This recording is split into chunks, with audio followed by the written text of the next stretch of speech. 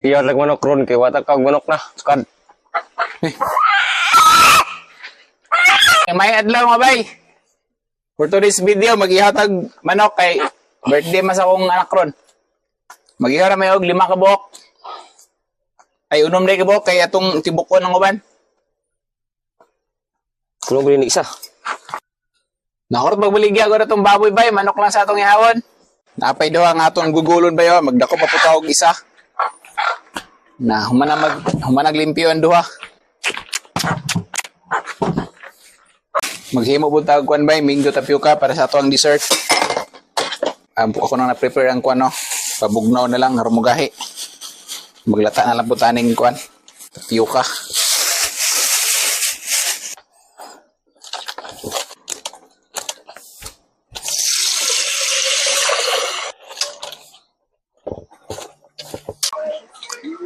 Lata na to na itong manok bay kay pwede ning tigulangan na ni. Kay init man dahil.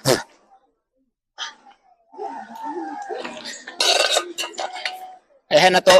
Chicken karihon o kinaya itong kuwan no. Tinibuok. Yung asin yun yung tinibuok dahil.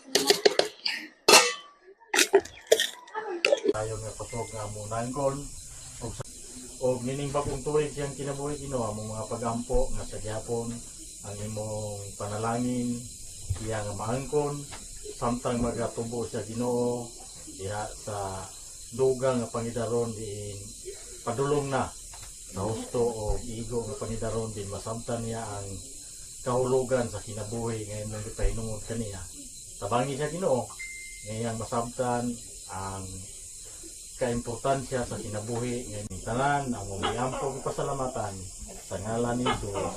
Amen. Amen. Happy birthday